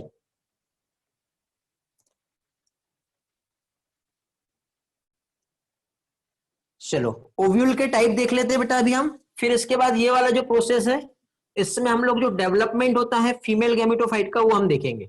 तो ओव्यूल के बेटा टाइप्स आपको याद होगा, थोड़ी देर पहले एक स्लाइड आया था वहां पे यूनिटैगमिक बाइटैगमिक आया था। तो यहां पे देखिए टाइप्स ऑफ ओव्यूल। तो ओव्यूल के टाइप यदि हम देखें तो जैसे कि बेटा ये ओव्यूल है, और ओव्यूल की जो आउटर कवरिंग जो होती है ये क्या कहलाता है बेटा, इंटेग्यूमेंट कहलाता है। तो कभी कभी देखो ओव्यूल में आउटर जो कवरिंग होती है वो एक सिंगल इंटेग्यूमेंट रहता है, समझे। तो यहाँ पे टाइप्स ऑफ ओव्यूल जो है किसके बेसिस पे हम देख रहे हैं बेटा, इंटेग्यूमेंट के बेसिस पे देख रहे हैं। तो बेस्ड ऑन इंटेग्यूमेंट जो है ये हम देख रहे हैं। तो इंटेग्यूमेंट के बेसिस पर ऐसा हो सकता है बेटा कि यहाँ पे एक सिंगल इंटेग्यूमेंट हो, ऐसा हो सकता है कि 2 इंटेग्यूमेंट हो, ऐसा हो सकता है कि 3 हो, ऐसा हो सकता है कि 4 इंटेग्यूमेंट हो। तो जब यहाँ पे एक सिंगल इंटेग्यूमेंट होता है तो उसके लिए टर्म यूज होता है यूनिटैगमिक कंडीशन। क्या कहलाता है, यूनिटैगमिक। 2 रहा तो क्या कहलाएगा, बाइटैगमिक। 3 रहा तो ट्राई, और 4 रहा तो टेट्राटैगमिक कंडीशन होती है, समझ गए। और आप लोगों के लिए जो सबसे ज्यादा इंपॉर्टेंट है, जो याद रखने वाला है, वो होता है, यार हैंड रेज हो रहे 2-3 लोगों के, कुछ प्रॉब्लम है क्या बेटा, वॉइस आ रहा है ना प्रॉपरली। हाँ देखो बीच में हैंड रेज होंगे तो फिर मैं कंफ्यूज हो जाऊंगा क्या है। तो अब देखो बेटा यहाँ पे हम लोग जनरली जैसे प्लांट एनाटॉमी मॉर्फोलॉजी भी पढ़ते हैं, ठीक है, तो वहां पे भी आता है। तो यूनिटैगमिक कंडीशन जो है बेटा मोस्ट इंपॉर्टेंट कैरेक्टरिस्टिक फीचर्स है किसका, जिम्नोस्पर्म का। ये बहुत इंपॉर्टेंट है, ये याद रखना है, ठीक है। और बाइटैगमिक कंडीशन की बात करें बेटा तो जो मोनोकॉट प्लांट होते हैं, ठीक है, बाकी दोनों इंपॉर्टेंट नहीं है, याद करना चाहो तो एग्जांपल बता दूंगा, बट मेरे अकॉर्डिंग यदि आपको याद करना है कुछ थोड़ा सा एक्स्ट्रा तो यूनिटैगमिक और बाइटैगमिक कंडीशन याद रखो। Unitegmic condition most important features of gymnosperm, और बाइटैगमिक कंडीशन जो होता है ये मोनोकॉट प्लांट में देखने को मिलेगी। बाइटैगमिक यूनिटैगमिक मींस क्या, ये ओव्यूल है, ओव्यूल के जो सराउंडेड लेयर जो होती है जो इंटेग्यूमेंट कहलाता है, कितने इंटेग्यूमेंट प्रेजेंट होंगे उसके अकॉर्डिंग ये यूनिटैगमिक और बाइटैगमिक कंडीशन होती है। ओके क्लियर हो गया, चलो आगे बढ़े।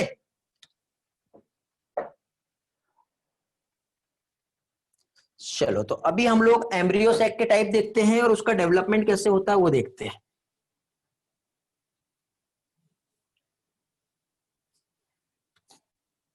अभी देखिए बेटा एम्ब्रियो सैक का टाइप और एम्ब्रियो सैक का जो डेवलपमेंट है वो हम समझेंगे। तो देखिए बेटा पहली चीज तो ये ओव्यूल है, और ये ओव्यूल की जो है इस तरह से ये कवरिंग हो गई। तो अब जो माइक्रोपाइल रीजन के पास एक सेल्स होती है बेटा, ठीक है, जो मॉडिफाइड हो रही है ये कहलाता है आर्केगोनियल सेल। किसी ने एक डाउट पूछा था इसलिए मैं ये वाला पार्ट ले रहा हूं, और आपके स्टेट बोर्ड में शायद इस तरह से। तो देखिए जो इंटेग्यूमेंट है, इंटेग्यूमेंट का एक सेल मॉडिफाइड हो रहा है, कौन सा रीजन के पास वाला, माइक्रोपाइल वाले रीजन के पास वाला, वो कहलाता है आर्केगोनियल सेल। तो ये जो आर्केगोनियल सेल जो है ये कैसा है, डिप्लॉयड है, ये just like behave as a megaspore mother cell. समझ में आ गया, ये किस तरह से बेटा मेगास्पोर मदर सेल की तरह काम करेगा, जो क्या फॉर्म करेगा बेटा, ये फॉर्म करेगा मेगास्पोर। क्या फॉर्म करेगा ये फॉर्म करेगा मेगास्पोर। समझ में आ गया, ठीक है। बाइटैगमिक बेटा मोनोकॉट प्लांट में था प्राची, ठीक है, समझ में आ गया। तो अभी देखिए आर्केगोनियल सेल्स, अब यहाँ पे जो ओव्यूल है बेटा मोर देन 80% फैमिली यदि हम देखें तो मोर देन 80% फैमिली जो होता है इसमें जो ओव्यूल जो होता है एम्ब्रियो सैक वो एनाट्रोपस टाइप का होता है। अभी थोड़ी देर पहले मैंने आपको डायग्राम बताया था, कैसा होता है बेटा, एनाट्रोपस टाइप का होता है, ठीक है। मोर देन 80% एंजियोस्पर्मिक फैमिली में एम्ब्रियो सैक जो होता है, ठीक है, जो ओव्यूल होता है, ठीक है, क्या चीज, जो ओव्यूल होता है, एम्ब्रियो सैक नहीं, ओव्यूल, ओव्यूल जो होता है वो कैसा होता है, एनाट्रोपस टाइप का होता है। तो अभी हम लोग यहाँ पे टाइप्स ऑफ ओव्यूल देखेंगे अगेन, ठीक है, एम्ब्रियो सैक कैसे होता है, ठीक है। अभी क्या है, टाइप्स ऑफ एम्ब्रियो सैक पढ़ेंगे अभी हम लोग। तो एम्ब्रियो सैक बेटा 3 टाइप का होता है।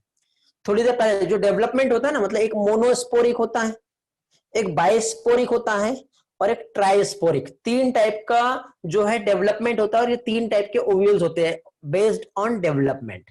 समझ में आ गया? रिपीट करना है बेटा, कौन सा पार्ट रिपीट करना है निधि, कौन सा पार्ट रिपीट करना बताओ। देखो यहां पे मैंने क्या बताया है, यहां पे आर्किगोनियल सेल्स, क्योंकि जो डेवलपमेंट हो रहा है वो कौन सा सेल है, जो माइक्रोपाइल रीजन के पास एक सेल में मॉडिफिकेशन हुआ वो मेगास्पोर मदर सेल की तरह एक्ट करेगा जिससे मेगास्पोर बनेंगे। ये एक थोड़ा सा एक्स्ट्रा इन्फॉर्मेशन ये बताया मैंने। ओव्यूल पढ़ रहे हैं ना, तो ओव्यूल में बेटा मोर देन 80% फैमिली ऐसी होती है जिसमें ओव्यूल जो है एनाट्रोपस होता है। एनाट्रोपस, एम्पिलोट्रोपस, कैम्पाइलोट्रोपस, ये सारे इन्फॉर्मेशन मैं आपको बाद में देने वाला हूँ, फिलहाल आप इसके टर्म याद रखो, ठीक है। मोर देन 80% फैमिली में ओव्यूल कैसा होता है, एनाट्रोपस होता है। अभी हम लोग एम्ब्रियो सैक के टाइप्स देख रहे हैं। एम्ब्रियो सैक के टाइप जो है 3 टाइप का होता है बेटा। नंबर 1 एक होता है मोनोस्पोरिक, नंबर 2 क्या होता है, बाइस्पोरिक, और थर्ड होता है ट्राइस्पोरिक। ठीक है, मोनोस्पोरिक कंडीशन मतलब 4 मेगास्पोर्स बने, 3 जो थे वो क्या हुए, डीजनरेट हो गए, बचा एक, इससे डेवलपमेंट होगा। मोनोस्पोरिक 4 मेगास्पोर्स बने, 2 डीजनरेट हो गए, बचे कितने, 2 डेवलप होगा। 4 थे, सिर्फ 1 डीजनरेट हुआ, बचे कितने, 3, 3 से डेवलपमेंट होगा। तो इस तरह का डेवलपमेंट है। तो सिंगल वाला इन्वॉल्व हो रहा है तो वो क्या कहलाएगा, मोनोस्पोरिक डेवलपमेंट। तो हम लोगों को यहाँ पे जो पढ़ना है स्पेशली मैं आपको मोनोस्पोरिक ही बताऊंगा। समझ में आ गया? तो मोनोस्पोरिक डेवलपमेंट कैसे होता है वो हम देखेंगे। समझ में आ गया? चलो आगे बढ़ते हैं। कुछ डाउट्स आ रहे हैं बेटा, मैं आपका बाद में लेता हूँ, सिर्फ 15 मिनट्स बचे हैं। ये थोड़ा सा डेवलपमेंट वाला पार्ट जो है, ठीक है, ये हम कंप्लीट कर लेते हैं तो बेटर रहेगा, या फिर नेक्स्ट लेक्चर में लेना है। टाइम कितना हुआ अभी बताओ पहले, 10 मिनट में हो पाएगा कि नहीं, आई डोंट नो। देखिए बेटा नीड नहीं है, पढ़ना है तो भी बता दूंगा सारे डेवलपमेंट जो है उससे रिलेटेड। बाइस्पोरिक में 2 कार्पेल की जरूरत नहीं होती बेटा। बाइस्पोरिक मतलब कितने वहां पे मेगा स्पोर्स जो है इन्वॉल्व होते हैं, सिर्फ उतना ही आएगा। ठीक है, चलो मोनोस्पोरिक समझते हैं। हाँ 15 मिनट है, बता देता हूं मैं। मोनोस्पोरिक डेवलपमेंट जो है ये हम देखेंगे। तो मोनोस्पोरिक डेवलपमेंट मींस क्या होता है, सबसे पहले ये समझते हैं। गौरव क्या पूछे बेटा आपने, कुछ हैंड रेज हुआ है आपका? 15 मिनट क्या बोलना चाह रहे गौरव बेटा, रिपीट करो क्या पूछे। हैंड रेज आया मींस डाउट है, उसके बाद हैंड लोअर कर दो जल्दी से। टेट्रास्पोरिक होता है ना बेटा, पढ़ेंगे, मैं बताऊंगा, एग्जांपल्स भी बताऊंगा। ओके चलो देखिए। तो देखिए बेटा मोनोस्पोरिक डेवलपमेंट मींस सबसे पहले तो ये आर्किगोनियल सेल बताया था मैंने, वो आगे चल के क्या बनना रही है, माइक्रोस्पोर मदर सेल। अब माइक्रोस्पोर मदर सेल सबसे पहले यहां पे क्या होगा, इसमें मियोसिस। मियोसिस में क्या होता है, सबसे पहले कैरियोकाइनेसिस। कैरियोकाइनेसिस की हेल्प से क्या हुआ बेटा, सबसे पहले न्यूक्लियर डिवीजन होगा, 2 न्यूक्लियस बन गए। अभी क्या होगा यहाँ पे, साइटोकाइनेसिस। साइटोकाइनेसिस में क्या होगा, इस तरह से प्लेट बन गई। अब यहां पे क्या होगा बेटा, मियोसिस 2। मियोसिस 2 में अगेन न्यूक्लियर डिवाइड होगा, 1 2 3 4। फिर यह होने के बाद फिर से क्या होगा, साइटोकाइनेसिस होगा। फिर से साइटोकाइनेसिस होने के बाद क्या होगा, 1 2 3 4। इस तरह से यहां पे जो फॉर्म हुआ ये क्या कहलाएगा, मेगास्पोर टेट्राड कहलाएगा। समझ गए? अब इस मेगास्पोर टेट्राड में, ठीक है, इस प्रोसेस को क्या कह रहे हैं बेटा, मेगास्पोरोजेनेसिस कहते हैं। मेगास्पोरोजेनेसिस, सारे टर्म वही है, एक ही चीज है, बट आपको कंसेप्ट समझना है। हाँ लीनियर टेट्राड फॉर्म हो रहा है यहाँ पर, ठीक है। तो यहाँ पे मेगास्पोर टेट्राड बना। अब मेगास्पोर टेट्राड में 1 2 3 सेल्स जो रहती है वो क्या हो जाएगी, डीजनरेट होती है, सिर्फ एक ही फंक्शनल होगा। बट एक काम करते हैं, इसको थोड़ा सा और भी हम अच्छे से समझते हैं। यहाँ पे बेटा ये जो डेवलपमेंट जो होता है ना, ये 2 फेज में होता है, इतना समझा क्या, ये जल्दी से नोट कर लो, फिर ये वाले पार्ट को मैं आगे फिर से समझा रहा हूँ। मेगास्पोर टेट्राड तक के समझ में आ गया। ये सेल कैसी थी, डिप्लॉइड थी। ये जो रहेंगे सारे के सारे कैसे रहेंगे बेटा, हैप्लॉइड। तो मेगास्पोर टेट्राड जो फॉर्म हुआ है वो क्या हुआ है, ये रहेगा हैप्लॉइड कंडीशन। ओके अब यहाँ पे हम लोग डेवलपमेंट देखेंगे। पॉलीगोनम टाइप का डेवलपमेंट होता है और एक ओनियोथेरा डेवलपमेंट होता है। ओके, डन लिख के आ गया है, चलो आगे बढ़ते हैं। टू फेज होती है बेटा यहाँ पे डेवलपमेंट की, ठीक है। तो डेवलपमेंट की टू फेज जो होती है, तो यहां पे देखो क्या है, इस तरह से माइक्रोस्पोर टेट्राड फॉर्म हुआ है। अब ये जो माइक्रोस्पोर टेट्राड जो फॉर्म हुआ है, ये दो टाइप का रहेगा। एक होता है पॉलीगोनम, टू फेज होती है बेटा, ठीक है। एक पॉलीगोनम होती है और एक ओनियोथेरा होता है, ये टाइप्स है, ठीक है।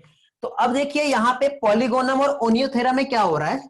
पहली चीज तो हमें मालूम है, ये जो डेवलपमेंट हुआ तो एक दो तीन चार माइक्रोस्पोर्स बने।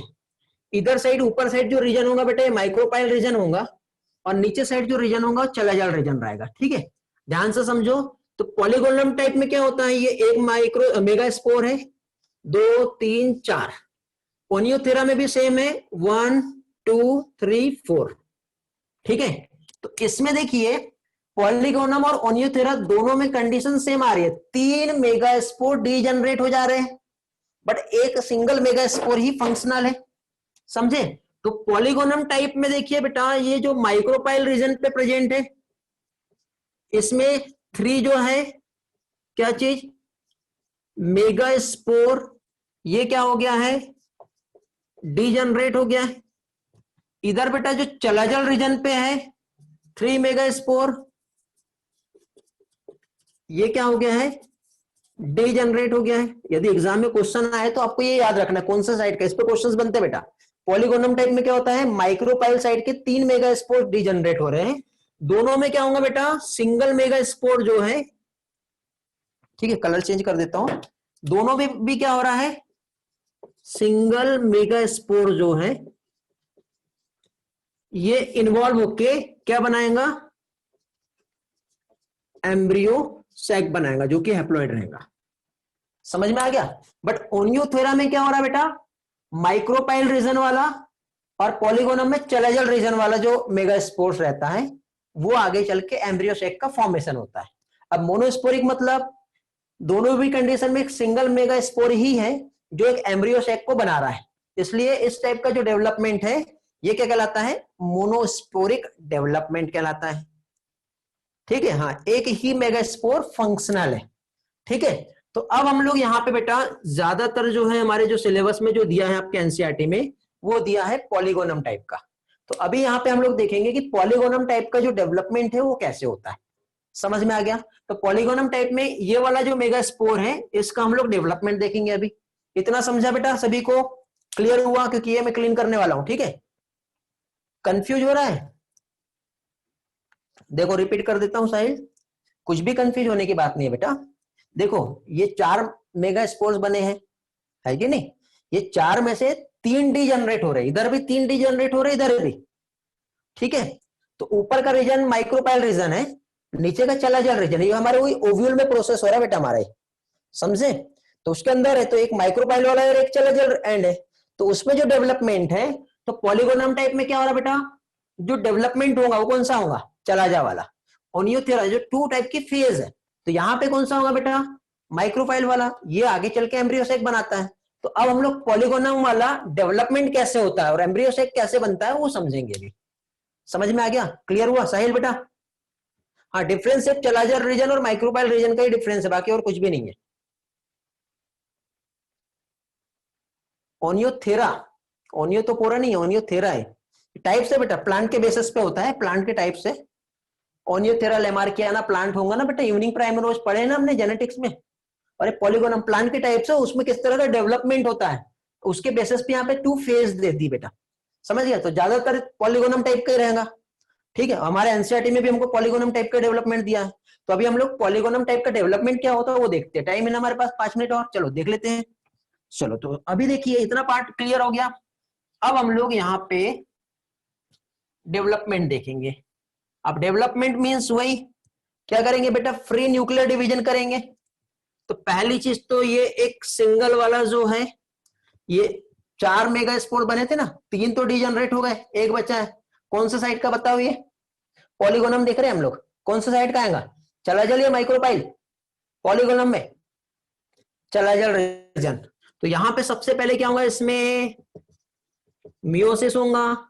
मियोसिस के टाइम पे क्या होगा बताओ, फ्री न्यूक्लियर डिवीजन होता है बेटा। इसमें फ्री न्यूक्लियर डिवीजन में इस तरह से दो न्यूक्लियस बन गए।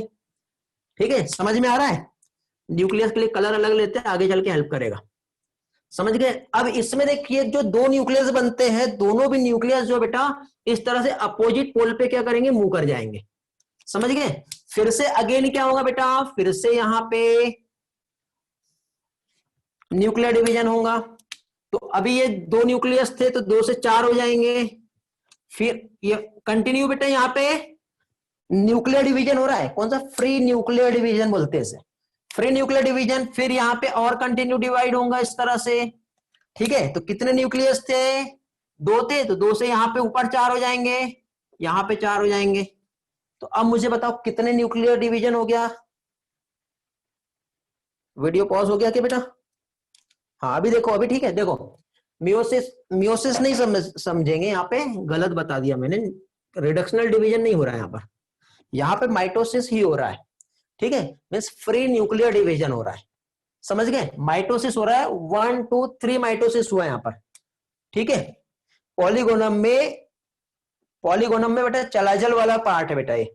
पॉलीगोनम टाइप में एक मेगास्पोर जो फंक्शनल है वो चलाजल रीजन का है। और यहाँ पे इसमें हो रहा है माइटोसिस। मैंने गलत बता दिया था, क्या हो रहा है? Mitosis means free nuclear division है। और फ्री न्यूक्लियर डिवीजन जो होगा, इसमें दो न्यूक्लियस बने, दोनों अपोजिट पोल पे मूव करेंगे, फिर 2 से 4 होंगे, फिर 4 से 8 बन गए। अब 4 से 8 बने तो अभी यहां पे ये जो कंडीशन बनी, अब इसके बाद बेटा यहां पे साइटोकाइनेसिस होगा। यहां पे कैरियोकाइनेसिस हुआ। ठीक है, माइटोसिस चल रहा है, यहां पे कैरियोकाइनेसिस हुआ, यहां पे कैरियोकाइनेसिस हुआ। समझ में आ गया बेटा कहां कहां पे क्या क्या फेजेस हुई है? अब इतना होने के बाद अब यहां पे साइटोकाइनेसिस होगा। अब जब साइटोकाइनेसिस जब यहां पे हो रहा है तो इसमें क्या होता बेटा, एक न्यूक्लियस इधर का इधर आ जाएगा। समझ गए? एक न्यूक्लियस यहां का इधर चला जाएगा, तो दोनों न्यूक्लियस बीच में आ गए। समझे? और 3 इधर और 3 इधर चले जाएंगे। तो देखो यहाँ पे अरेंजमेंट और डेवलपमेंट कैसे होता है, बहुत इंटरेस्टिंग है, बहुत मजा आएगा आपको अभी ये वाला पार्ट पढ़ने में। इस तरह से एम्ब्रियो सैक बन रहा है बेटा। एम्ब्रियो सैक में ये वाला जो रीजन है ये माइक्रोपाइल वाला है और ये चलाजल रीजन है। समझ गए? तो माइक्रोपाइल वाला जो रीजन है इसमें इस तरह से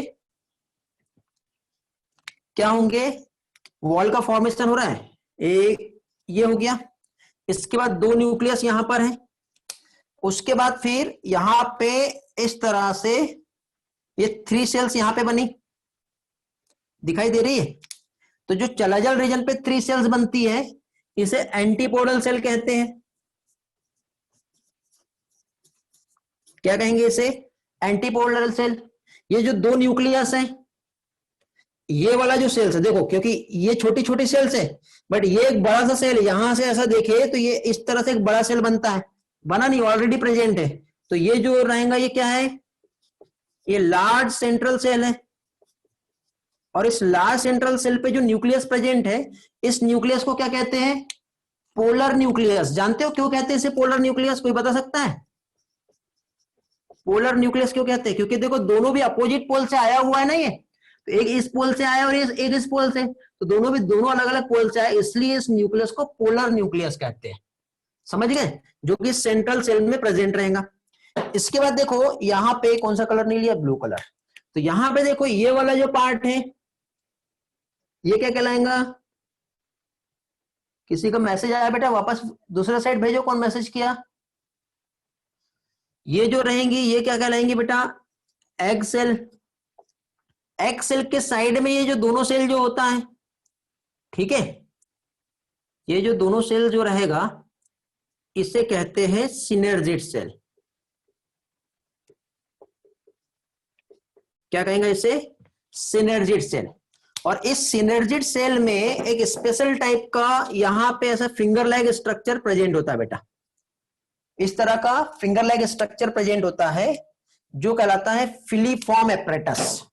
ठीक है, अब यहां पे नहीं बना रहा हूं मैं, दूसरे डायग्राम में मैं आपको बाद में बताऊंगा। आज का लेक्चर यहीं तक के रखेंगे। ठीक, इसमें थोड़ा सा और डेवलपमेंट है, आपके लिए एक होमवर्क दे रहा हूं। जो एनसीईआरटी में ये जो डायग्राम दिया है ना, ये अच्छी तरह से पढ़ के आना, समझे, अच्छे से देख के आना। इसमें कुछ बेटा ऐसी ऐसी चीजें दी गई है जो रिटन लैंग्वेज में नहीं दिखा है, ना ही डायग्राम को लेबलिंग किया है, बट उस पे क्वेश्चंस पूछ सकते हैं। ऐसे क्वेश्चंस में नेक्स्ट लेक्चर में आप लोगों के साथ डिस्कस करूंगा, समझे। बहुत सारे ऐसे इंपॉर्टेंट कंसेप्ट है जो हिडन है, बट एनसीईआरटी में ही है, कोई क्लेम नहीं कर सकता एनसीईआरटी के बाहर का हाई करके। तो वो चीजें बेटा जो दिख नहीं रही है एनसीईआरटी में, वो सारी चीजें बताऊंगा। एक बार रिवाइज करा दे रहा हूँ ये वाला पार्ट। सिंपल माइटोसिस हुआ, फ्री न्यूक्लियर डिवीजन हुआ, समझ गए। क्या हुआ बेटा, लाइट चली गई, डार्कनेस है, फिर से रिपीट करना। हाँ कल्याणी, रिपीट कर रहा हूं मैं फिर से, ठीक है। तो देखिए माइटोसिस हुआ, तो यहाँ पे फ्री न्यूक्लियर डिवीजन हुआ, 2 न्यूक्लियस, 2 से 4, 4 से 8 न्यूक्लियस बने। यहाँ पे जब न्यूक्लियर डिवीजन होता है तो दोनों अपोजिट पोल पे मूव करें, फाइनली 8 न्यूक्लियस बने, तो 2 न्यूक्लियस बीच में आ जाते हैं, 3 ऊपर चले जाते हैं, 3 नीचे आ जाते हैं। देन अब यहाँ पे होता है Volga formation mean cytokinesis. Cytokinesis में 3 सेल्स नीचे आती है बेटा, जो बनती है वो एंटीपोडल सेल कहलाती है। बीच का एक बड़ा सा सेल है जिसे सेंट्रल लार्ज सेल कहते हैं, जहां पे 2 न्यूक्लियस दोनों अलग अलग साइड से आए हैं, इसलिए उसे क्या कहेंगे, पोलर न्यूक्लियस कहेंगे। इसके बाद एक सेल जो रहता है वो एग सेल बनाता है, और 2 साइड में जो सेल्स होती है ये सिनर्जिड कहलाती है। इसी में फिंगर लाइक प्रोजेक्शंस होता है जो फिलीफॉर्म एपरेटस कहलाता है। अब यहाँ पे सिनर्जिड और एग सेल, इन दोनों को मिला के बेटा कहते हैं एग एपरेटस। फिलीफॉर्म एपरेटस अलग है और एग एपरेटस अलग है। मैक्सिमम बेटा 50% स्टूडेंट ये दोनों भी टर्म को लेके कंफ्यूज रहते हैं, और बहुत से लोगों को लगता है कि एग एपरेटस और फिलीफॉर्म एपरेटस दोनों भी सेम है, बट ऐसा नहीं होता है, समझ गए। ये इंपॉर्टेंट कंसेप्ट है, आज के लेक्चर में हम यहीं तक के देखेंगे। इसके अलावा बेटा थोड़ा सा छोटा छोटा पार्ट है वो देखना है, बट टाइम ज्यादा हो जाएगा इसलिए मैं अभी नहीं बता पाऊंगा, ठीक है। नहीं तो वैसे बताने के लिए मैं बता सकता हूँ, आप बोलो तो, ठीक है। क्या करना है,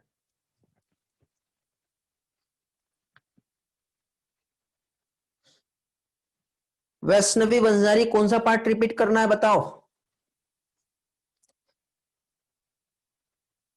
इसमें देखो ये कंडीशन क्या थी, एक सिंगल सेल और 8 न्यूक्लिएटेड है। यहां पे क्या हो जाएगा बेटा, कितनी सेल रहेंगी, 7 सेल और 8 न्यूक्लिएटेड कंडीशन रहेंगी। लाइट नहीं है पहले ही, चलो आगे के 5 मिनट में नहीं हो पाएगा, 10 मिनट ज्यादा लग जाएंगे, फिर आपका बात का लेक्चर प्रॉब्लम हो जाएगा। एपरेटस वाला फिर से बताना है। देखो बेटा कहां बनाऊं, यहां पे बनाता हूं। ये जो डायग्राम है बेटा, इस तरह से ये जो है ये वाला स्ट्रक्चर है। यहाँ पे फिंगर लाइक स्ट्रक्चर होगा, इसे फिलीफॉर्म एपरेटस कहेंगे। ये हो गया बेटा हमारा सिनर्जिड सेल, और ये वाला हो गया एग सेल, और एग सेल और सिनर्जिड सेल को मिला के कहते हैं एग एपरेटस। और ये फिंगर लाइक प्रोजेक्शन वाला जो पार्ट होता है ये कहलाता है फिलीफॉर्म एपरेटस। ये कहाँ पे बनते हैं, ये माइक्रोपाइल रीजन पे बनता है, और एंटीपोडल जो है चेलेजल रीजन पे बनता है। ये क्वेश्चन आ सकता है बेटा। बेटा कौन से न्यूक्लियस कहाँ जाएंगे वो सब हम पढ़ेंगे, आगे का डेवलपमेंट बाकी है अभी। एंडोस्पर्म का डेवलपमेंट है बेटा, वो हम पढ़ेंगे, ठीक है। फर्टिलाइजेशन हम देखेंगे, ठीक है। फ्री न्यूक्लियर एंडोस्पर्म क्या होता है, अलग अलग टाइप्स देखेंगे। अभी किसी को इसमें कुछ पूछना है, देखिए बेटा पॉलीगोनम और ओनियोथोरा दोनों में अलग अलग होता है, ठीक है। यहाँ पे जो अरेंजमेंट होता है वो भी अलग होता है, इस तरह से नहीं होता है। यहाँ पे जो अरेंजमेंट रहेगा 3+2+3 रहेगा, ठीक है। ये याद रखना, ये लिख लो 3+2+3 अरेंजमेंट। 3+2+3 अरेंजमेंट क्या होता है बेटा, 3 इधर है, 3 इधर है, 2 इधर है। यहाँ पे 1 2 3 टाइम्स माइटोसिस हुआ है, बट ओनियोथोरा में 2 ही बार माइटोसिस होगा। 2 ही बार माइटोसिस होगा तो 2 और 2 4, 4 के बाद 3 और 2 और अलग, तो 3+ ये 3 अलग हो जाएंगे, 1+0। इस तरह का अरेंजमेंट जो होता है ओनियोथेरा में होता है, समझे। बट हमको वहां पे नहीं जाना है, ठीक है। ओनियोथेरा बोल रहा, सॉरी क्या बोल रहा हूँ, ये हम लोग मोनोस्पोरिक डेवलपमेंट देख रहे हैं ना, वो बाइस्पोरिक डेवलपमेंट होता है, ठीक है। डेवलपमेंट के टाइप है, हाँ दोनों में सेम रहेगा बाकी। तो यहाँ पे ये जो रहेगा वो नीड नहीं है बेटा ओनियोथेरा पढ़ने की, यदि आप चाहो तो मैं पढ़ा दूंगा, कोई प्रॉब्लम नहीं है, बट जो हमारे लिए इंपॉर्टेंट है वही हम पढ़ेंगे तो बेटर रहेगा, ठीक है। यदि किसी को चाहिए तो मैं एक्स्ट्रा लेक्चर लेके आपको समझा दूंगा, या फिर पर्सनल कॉल कर लो उसमें समझा दूंगा, ठीक है। चलो तो फाइनली एंड करते हैं आज का क्लास, उम्मीद करता हूँ मजा आया होगा सभी लोगों को, ठीक है। किसी के कुछ भी डाउट्स है, कुछ भी कंसेप्ट पूछना है तो आप लोग पूछ सकते हो। फिलीफॉर्म, वेरी गुड गौरव, मजा आ गया। फिलीफॉर्म मतलब बेटा, फिलीफॉर्म कौन सा पार्ट, जो फिंगर लाइक प्रोजेक्शंस जो प्रेजेंट है ना, कहां पे, जो दो सिनर्जिड सेल होती है तो उसी सिनर्जिड सेल पे फिंगर लाइक स्ट्रक्चर प्रेजेंट होता है, वो फिलीफॉर्म एपरेटस कहलाता है। इनके फंक्शंस हम लोग आगे पढ़ेंगे बेटा, जब पॉलन ट्यूब का फॉर्मेशन होता है ना, तो उसमें किस तरह से आता है वो सारा पार्ट हम लोग यहाँ पे देखेंगे, तब आप लोगों को सारा चीज क्लियर हो जाएगा। ओके, कलश समझा? और किसी को कुछ पूछना है? चलो तो फिर बाय, फिर मिलते हैं नेक्स्ट लेक्चर में। फंक्शंस देखेंगे बेटा, अमृता बताया ना मैंने, आगे हम देखेंगे, बताऊंगा मैं सारी चीजें। फिलीफॉर्म का भी जो फंक्शंस है हम देखेंगे। टाइम कम पड़ गया बेटा, नहीं तो ये पार्ट हमारा आगे कंप्लीट हो जाता था। एक्चुअली आज जो शुरुआत में हमारे लाइट की वजह, पावर की वजह से जो टाइम चला गया ना, उसकी वजह से प्रॉब्लम हो गया। ओके, चलो तो थैंक यू, मिलते हैं फिर नेक्स्ट लेक्चर में। अच्छे से रिवाइज करके आओ बेटा, जितना भी बताया हूं बढ़िया से नोट्स बनाओ, ठीक, और अच्छी तरह से रिवाइज करो। रियल में बेटा ये स्कोरिंग चैप्टर से अच्छे से कंसेप्ट समझा तो बहुत अच्छा स्कोर कर पाओगे इस बार। जैसे मैक्सिमम क्वेश्चन इस चैप्टर से आए हैं, सेल डिवीजन से आए हैं। एक बार सेल डिवीजन वाला लेक्चर जरूर देखना यदि नहीं देखे होंगे तो, ताकि इस चैप्टर के कंसेप्ट और भी अच्छे से क्लियर हो जाए आप लोगों के। ओके, चलो बाय बाय।